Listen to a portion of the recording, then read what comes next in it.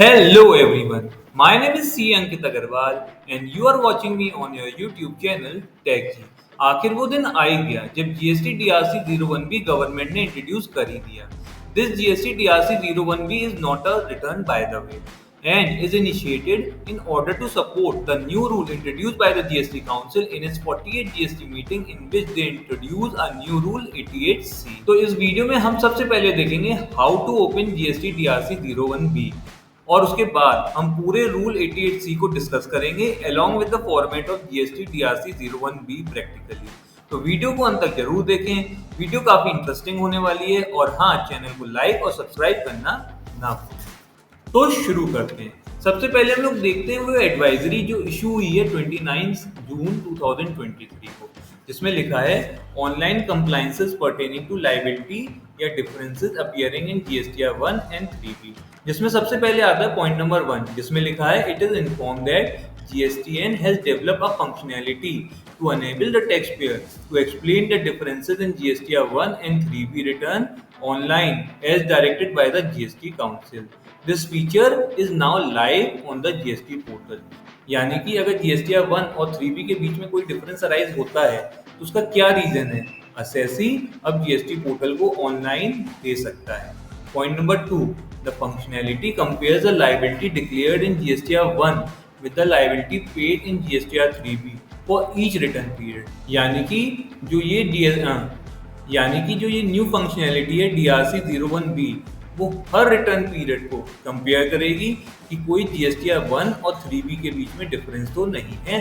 If the declared liability exceed the paid liability by a predefined limit or the percentage difference exceeds the configured threshold, taxpayer will receive an intimation in the form of DRC 01B। इसका मतलब ये हुआ कि DRC 01B सबको issue नहीं होगा, सिर्फ उनको इशू होगा जिनका GSTR 1 और GSTR 3B का जो डिफरेंस है वो एक पर्टिकुलर लिमिट से ऊपर एक्सीड करता है।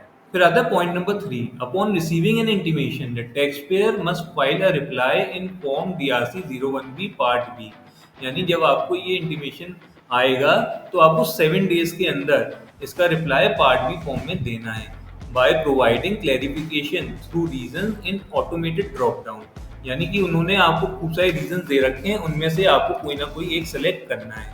And details regarding the discrepancy if not included in the drop down. यानी अगर आपकी discrepancy other than reason provided in drop down है तो आपको उनकी डिटेल्स प्रोवाइड करनी है। Point number 4, to further help taxpayer with the functionality, a detailed manual containing the navigation detail is available on the GST portal. It offers step-by-step instructions and addresses various scenarios related to functionality. The link is stated below। यानी कि उन्होंने आपको नीचे इस PDF में एक detail format दे रखा है जिसमें उन्होंने सारे की सारे जो भी पॉसिबिलिटीज अराइज हो सकती हैं उसको उन्होंने डिटेल में डिस्कस किया है। तो इस PDF में जाने से पहले हम लोग देखते हैं आखिर ये GST DRC 01B आखिर खुलता कैसे है। उसके लिए सबसे पहले हमें अपने GST पोर्टल में जाना है, फिर हम लोग सर्विसेज में क्लिक करेंगे, वहाँ पे रिटर्न का ऑप्शन होगा। उसके बाद आप देख सकते हैं रिटर्न कंप्लायंसेस करके एक न्यू ऑप्शन ओपन हो गया है। इस विंडो में आप क्लिक करेंगे तो इस तरीके से आपके सामने GSTR DRC 01B ओपन हो जाएगा जिसमें लिखा है लायबिलिटी मिसमैच। लायबिलिटी मिसमैच मतलब GSTR 1 माइनस GSTR 3। जब आप इसमें व्यू बटन में क्लिक करेंगे तो इस तरीके से विंडो पॉपअप हो जाएगी। आप DRC 01B को 3 तरीके से देख सकते हैं। नंबर 1 रेफरेंस नंबर यहाँ डाल के। नंबर 2 रिटर्न पीरियड, यानी कि अगर किसी रिटर्न पीरियड में आपका कोई मिसमैच है तो वो ये दिखा देगा और आप इसमें सर्च करेंगे तो आपको दिख जाएगा। नंबर 3 स्टेटस, यानी कि इसमें आपको 2 ऑप्शन मिलेंगे, पेंडिंग या कंप्लीटेड। यानी अगर कोई भी DRC 01B आपकी पेंडिंग है तो आप इसमें सर्च कर सकते हैं। और अगर आपको देखना है कि ऐसा कोई DRC 01B है जिसकी आपने प्रोसीडिंग्स को कंप्लीट कर दिया है तो आप इसमें कंप्लीट बटन में क्लिक करके सर्च कर सकते हैं। तो अब हम देखते हैं कि आखिर ये DRC 01B दिखता कैसे है। तो इसके लिए हम लोग आते हैं इनकी PDF फॉर्मेट में। इसमें इन्होंने दिखाया है कि किस तरीके से DRC 01B आपको इश्यू होगा, जिसमें जब आप किसी भी पर्टिकुलर टैक्स पीरियड में देखेंगे जिसमें डिफरेंस होगा तो इस तरीके से वो आपको पार्ट ए फॉर्म में दिखेगा, जिसमें आप देख सकते हैं कि आपका GST number, legal name, trade name जो रेगुलर होता है, एक रेफरेंस नंबर जो इस फॉर्म को डिफाइन करेगा, किस फाइनेंशियल ईयर का है, किस रिटर्न पीरियड का है, और स्टेटस पेंडिंग है कि कंप्लीटेड है। उसके बाद आता है पार्ट ए फॉर्म, जिसमें इन्होंने इंटीमेट किया है differences in liability reported in statement of outward supplies and that reported in the return. यानी कि जीएसटीआर 1 और जीएसटीआर 3B में क्या डिफरेंस आया है, इसको इन्होंने इसमें स्टेट किया है। तो जैसे कि आप देख सकते हैं, इसमें एक टेबल बना हुआ है जिसमें लिखा है जीएसटीआर 1 में तो आपने अपनी लायबिलिटी दिखा रखी है आईजीएसटी में 50 लाख की और सेस में 10 लाख की, यानी टोटल लायबिलिटी 60 लाख की। मगर जब आपने अपना जीएसटीआर 3B फाइल किया तो आपने लायबिलिटी दिखाई है 25 लाख की और 5 लाख की, यानी 30 लाख की, यानी टोटल डिफरेंस जो अराइज हुआ है 30 लाख का। Now the department through this DRC 01B wants to know कि आखिर क्या रीजन है कि 60 लाख से लायबिलिटी 30 लाख की कैसे होगी।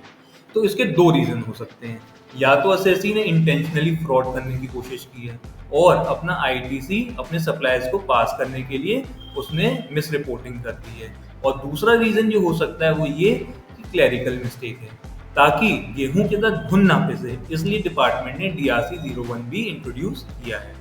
एक पॉइंट ये अराइज होता है कि जब ये फॉर्म इशू होगा तो आखिर हमको पता कैसा चलेगा। तो उसके लिए गवर्नमेंट ने कहा है कि जो भी उसकी रजिस्टर्ड ईमेल आईडी होगी उसमें वो एक कॉपी प्रोवाइड कर देंगे, ताकि आपको ये पता चल जाए कि किस पीरियड का आपको DRC 01B इशू हुआ है। इसके बाद आता है पार्ट बी, जिसमें आप देखते हैं reply by tax payer in respect of intimation of differences in liability. इस पार्ट में जो असेसी है उसको अपना रिप्लाई सबमिट करना है। अब इसमें 3 ऑप्शंस हो सकते हैं, या तो आप पूरी तरीके से लायबिलिटी से एग्री करते हैं तो आप अपना डिफरेंस अमाउंट DRC 03 के थ्रू पे कर दीजिए और अपना ARN नंबर यहाँ पे लिंक कर दीजिए, या फिर आप पार्शियली एग्री कर रहे होंगे और पार्शियली डिसएग्री कर रहे होंगे। तो अगर आप पार्शियली एग्री कर रहे हैं तो आप पार्शियल अमाउंट का DRC 03 फिल कर दीजिए, और जिस अमाउंट से आप डिसएग्री कर रहे हैं तो उसका आप एक्सप्लेनेशन लगा दीजिए, या फिर आप पूरी तरह से डिसएग्री कर रहे हैं। तो अगर आप पूरी तरह से डिसएग्री कर रहे हैं या पार्शियली डिसएग्री कर रहे हैं तो आपको ये रीजंस दिए हैं जिसमें आपको सेलेक्ट करके अपना आंसर सबमिट करना है।